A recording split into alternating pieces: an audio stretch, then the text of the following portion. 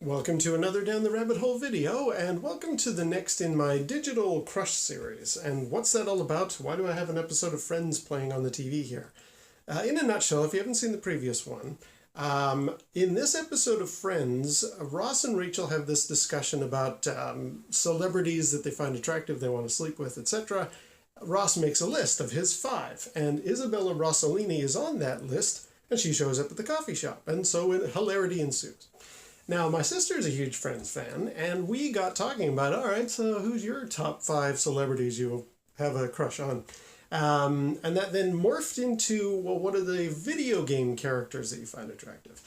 And I thought, you know what, I kind of need to talk about the games that my 5 are in, but I can't really discuss it until I discuss the attraction I have for these characters. So you know what? I'm going to do it. I'm going to make my digital crush.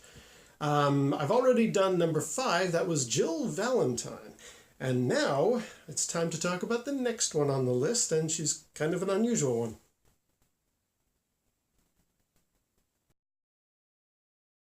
Number 4.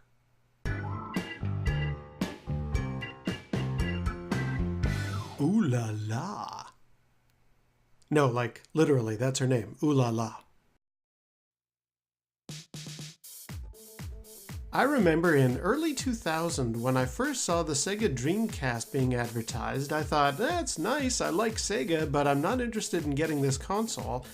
And a few months later, there were these ads for the Dreamcast showing this very sexy looking go-go dancing disco space girl, and I thought, okay, I'm not interested in a Dreamcast, but I'm very interested in this character.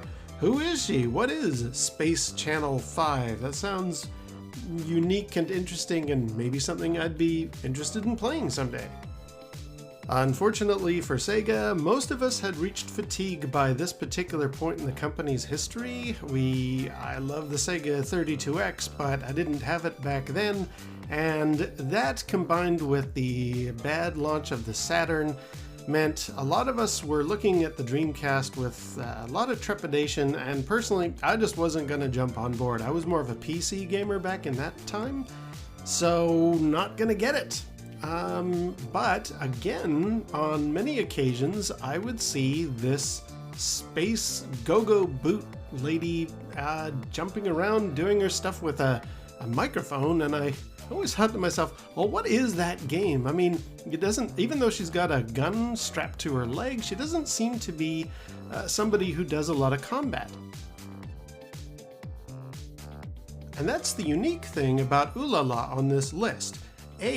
She's the only character that isn't really a combatant. I mean, she does use her laser pistol every once in a while, but the majority of what her character is about is a reporter, and she does singing and dancing. Like, this is of the 5 digital crushes that this series is about. Ooh La La is unique in that she doesn't really do much in the way of fighting. In fact, hardly anything at all, so that speaks to my character, I suppose. Also, a little bit of a spoiler about the remainder of the list. Ooh La La is the only character on this list that is not a Capcom character. What does that say about me?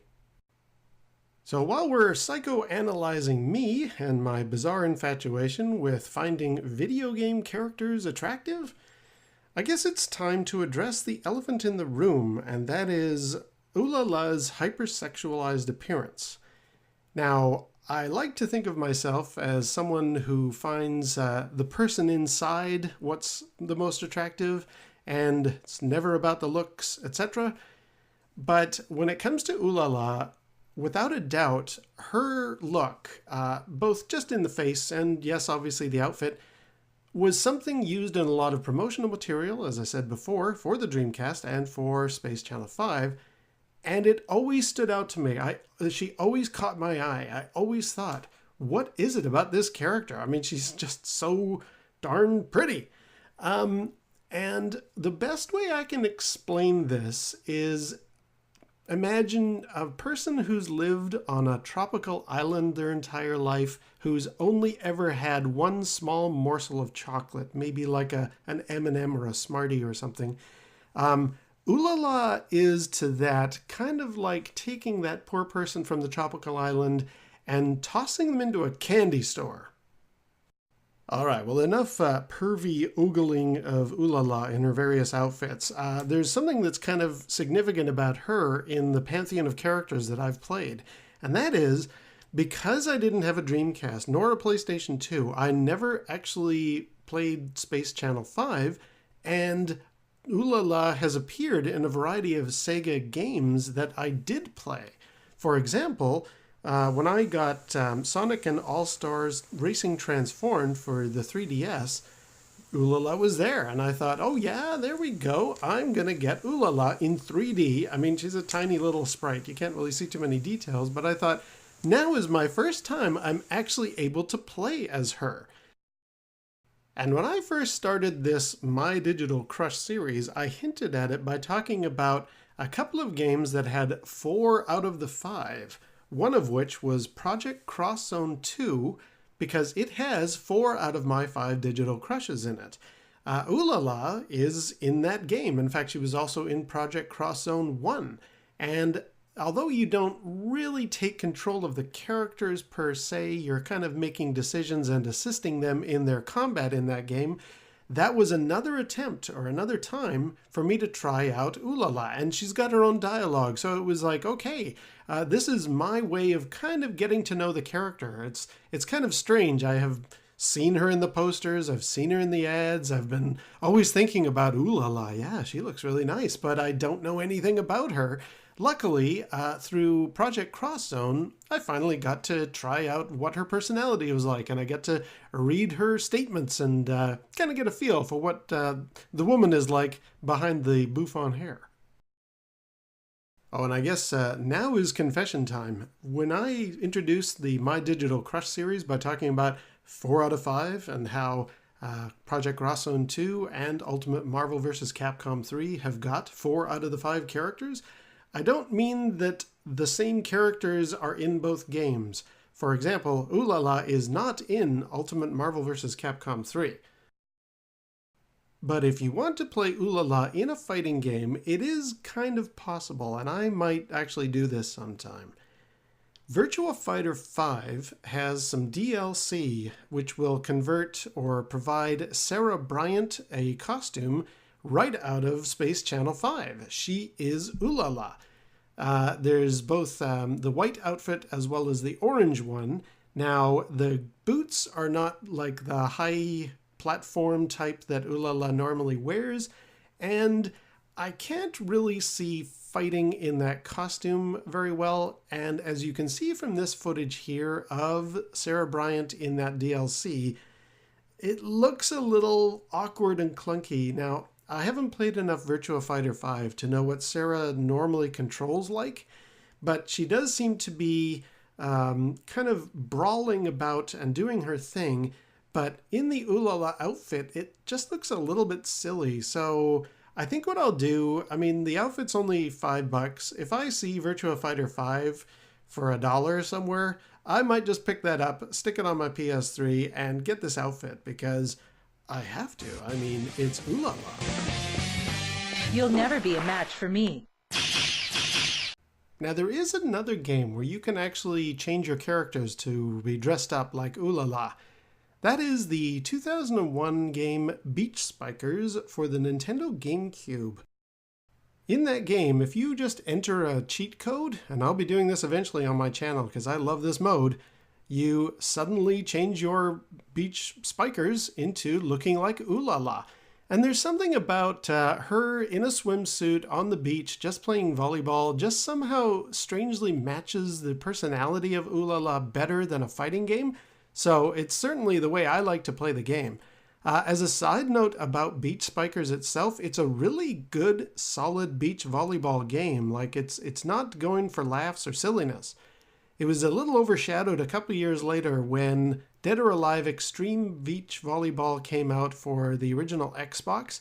That game kind of went for the lowest common denominator of its audience and really deserves all the negative press associated with it. But Beach Spikers for the Nintendo GameCube is actually a very solid, well-done beach volleyball game. The fact that you can play Ooh La La is just a bonus. So for myself, I have been playing Ooh La La in a variety of games that are not her own.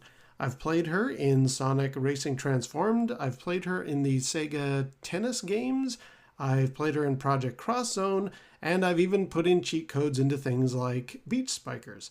And I intend to maybe get her as a skin in Virtua Fighter. But it wasn't until maybe 5 years ago on the PlayStation 3 they finally started to release old PlayStation 2 games, among which was Space Channel 5. And I thought to myself, you know what? If you really find this character so alluring and attractive and she's one of your top 5, maybe you should actually play her game. I mean, especially now that it's just a download and you can play it on the PS3. I did instantly, and I do have to confess, I'm not a huge fan of the game itself. Space Channel 5 is a very rudimentary Guitar Hero rock band type of a game. Not even that, really. You have to move at certain times. It's probably a closer match to Parappa the Rapper. You have to hit button combos at the right moment in time with the music. I think maybe for the Dreamcast and PlayStation 2 era, the original Space Channel 5 game must have been fun and enjoyable, but it has kind of lost its charm in the more modern era. Myself going back to playing that title on the PS3, I found it very difficult. I mean, I really enjoyed the intros where she's standing there with her microphone and she's sauntering toward the camera and she's got her entourage behind her. That stuff, love it. That was great. But the actual gameplay of hitting certain buttons at a certain time didn't really appeal. As well, I would highly recommend anybody who's going to try and pick up Space Channel 5, especially on the PS3 or anything these days, you might want the manual because a major part of the gameplay is she will strike a direction. She'll say like up, down, left or right, and then she'll say chew. And I didn't know what that meant. In the game, that means you actually fire her laser gun. I guess it's shoot, but for whatever reason, it got adjusted to being chew. And I thought she would start doing her moves, doing her dancing, and then she'd go up, right, chew. And I'd be like, okay, where is the chewing button? Am I supposed to be like chewing gum or something? What am I doing here?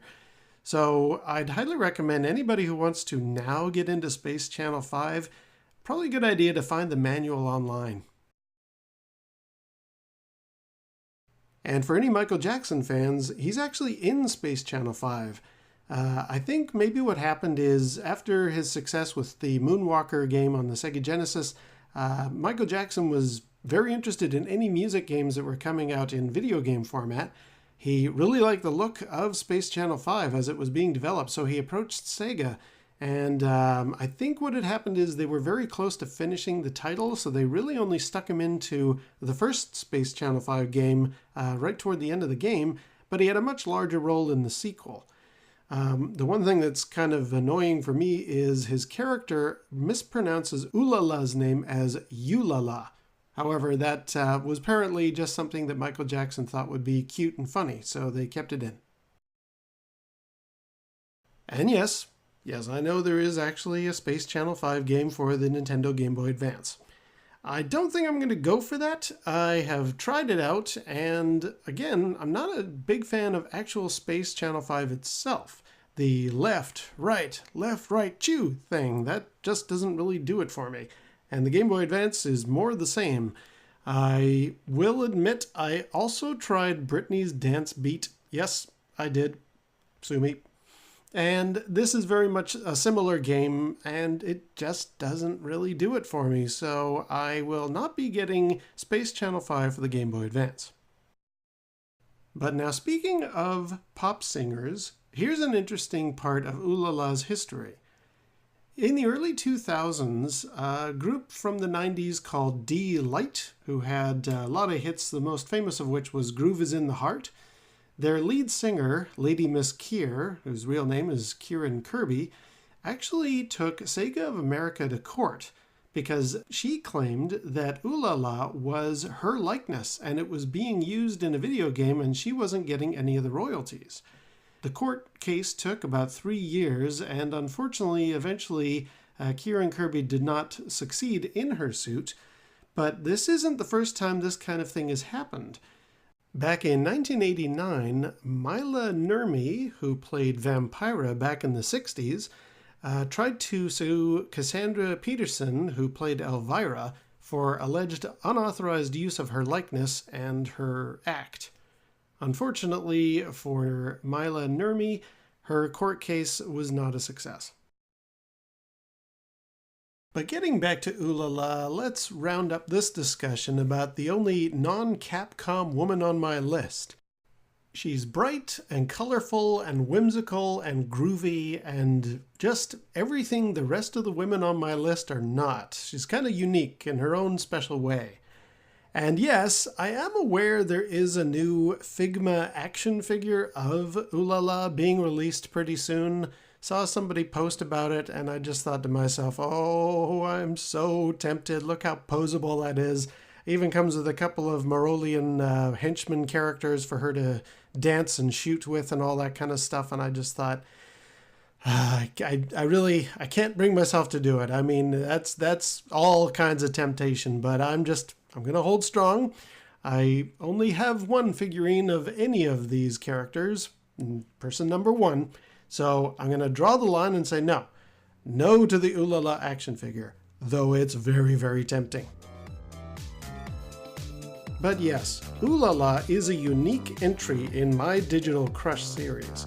She's the only non-Capcom character, she's the only one who does no fighting, and I don't actually play her game. I've played her in other games, but I don't actually play Space Channel 5.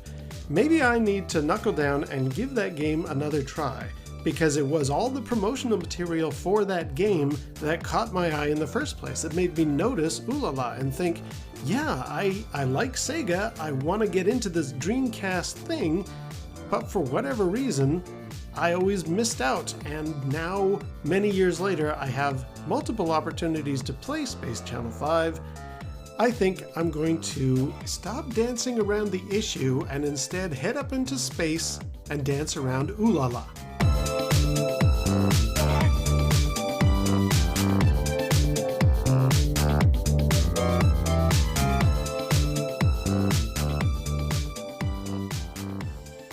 Yeah, Ooh La La. I mean, what else can you say? One thing I can say is this TV's a little stroby, flickery when viewed on the camera there, so apologies for that. But strobe lights, disco, dancing, Ooh La La, it kind of all goes together. Yeah, she's an unusual one, that's for sure. I mean, compared to the other characters on this list, which you are going to see more of, she's kind of a different one. And again, definitely the reason that I always wanted to get a Dreamcast. Luckily, I was able to answer that call later on, but she always remained kind of that unattainable character, and that was maybe that's part of the allure. Maybe it's that sort of absence makes the heart grow fonder sort of a thing. But without a doubt, Ooh La La, number 4 on the list. Now, to get into the next one, I've mentioned she's a little unusual. The next one is even stranger still.